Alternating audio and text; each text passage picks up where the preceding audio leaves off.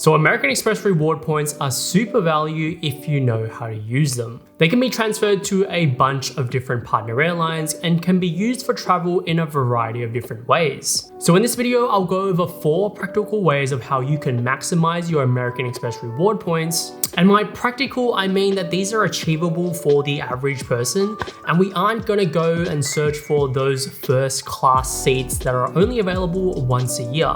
These redemptions are going to be semi-easy, and your more common redemptions that are still gonna provide you with great value for your American Express reward points. We'll cover both economy and business class options, so there'll be something in this video for everyone. My name is Raymond, and I talk about credit cards and help people maximize their credit card reward points, so consider subscribing to the channel. Now, there are multiple ways in which you can redeem your American Express reward points for travel. However, hands down the best method is to transfer your points to one of American Express's partner airlines. Depending on where you transfer them to, sometimes you can get really great value and sometimes not so much. Some transfer partners are definitely better than others, so let's go over my favorites in no particular order.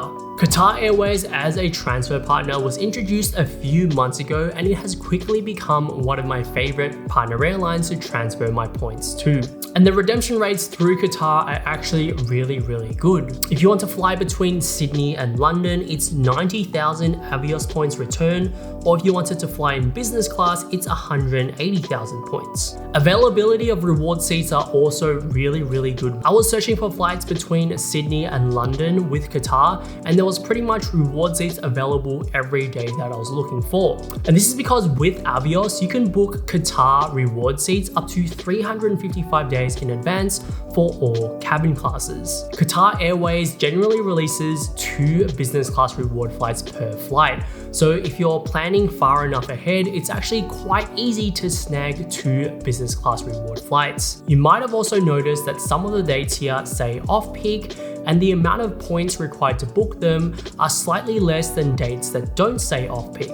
And this is because recently Qatar rather sneakily introduced the concept of off-peak and peak pricing for their reward seats, which has resulted in the cost of redemption increasing over certain periods. Essentially, as a result, members can expect to pay up to 20% more in Avios points required during peak periods of the season. Now, another reason why I really like transferring my points to Qatar Airways is that Avios is a common currency among several different partner airlines, which means that you can actually transfer your Avios currency from Qatar to 5 other different loyalty programs. For example, I could transfer my Qatar Avios to British Airways Avios at a redemption rate of 1-to-1, opening up even more reward seat opportunities. Another benefit with Qatar Airways is the ability to get access to Flexi award seats, which can come in handy if you're planning to fly during peak season. Flexi award seats essentially provides its members access to a greater number of reward seats. The only downfall is that it'll cost you twice the amount of a normal reward seat. On the one hand, having access to award seats that can be booked is always better than having no award seats to book. Furthermore, since Flexi prices are fixed, you won't run into the same fluctuations that you might experience with other programs that use dynamic pricing. So in this regard, pricing is predictable. So as long as you can find award seats, you can still find opportunities to get pretty good redemption value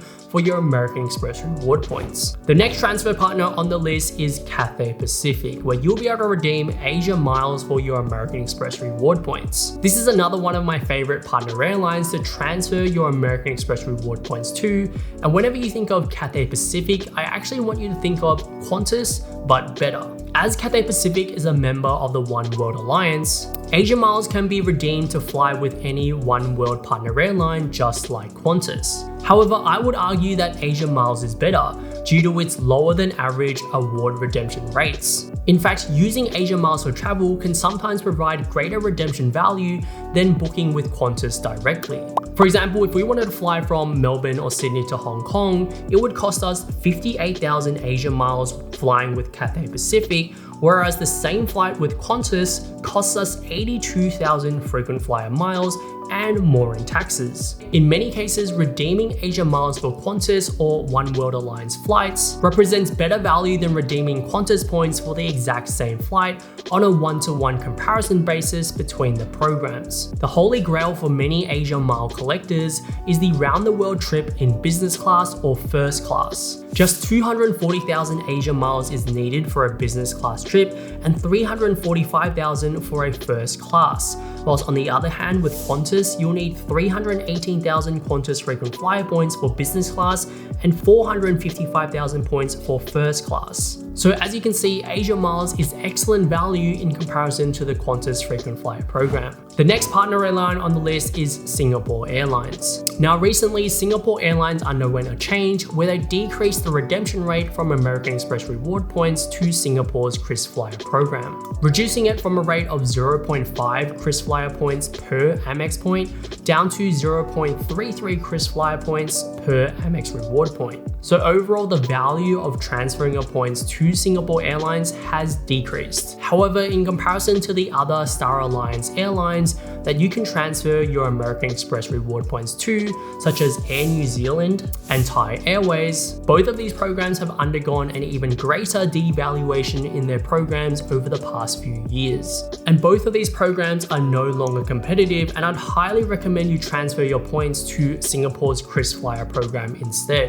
Now, if you didn't know, Singapore Airlines is actually the second largest international carrier in Australia after Emirates, which means that Singapore Airlines services all major airports, which includes the big ones like Sydney, Melbourne, Brisbane, Perth, Adelaide and Canberra, as well as Cairns and Darwin via its regional subsidiary Silk Air. Singapore Airlines generally has great award seat availability in all cabin classes for its own members, so it shouldn't be too hard to find business class reward seats as long as you plan far enough ahead. You can fly from Sydney to Singapore in business class for 68,500 KrisFlyer miles plus around $116 in taxes, or Sydney to Zurich for 130,500 KrisFlyer miles plus around $126 in taxes. Another huge benefit with flying with Singapore Airlines is that KrisFlyer doesn't apply fuel surcharges to any Singapore airline reward redemption. You might have noticed from the two examples that I just showed that the taxes required are quite similar despite the flight from Sydney to Zurich being significantly further. To put it into perspective how great that benefit is, in the past a business class flight from San Francisco to Singapore would have costed you $260 one way, and now that cost is down to $56 instead. Now, one of the best ways to maximize an award redemption with KrisFlyer is to add a stopover to your flight, which is usually in Singapore. However, there are some other appealing stopover locations, which include Manchester, Moscow, Tokyo, Hong Kong, and Frankfurt. Stopovers are essentially when you stay in a city for more than 24 hours. Essentially, this just gives you more flexibility to visit more countries whilst on your international travels without having to purchase a whole new ticket. And lastly, another flexibility with Singapore's KrisFlyer program is that you can transfer your KrisFlyer miles to Velocity points at a rate of 1.55 KrisFlyer miles to 1 Velocity point. And this can be done both ways, which segues nicely into the fourth partner airline, and that is Virgin Australia.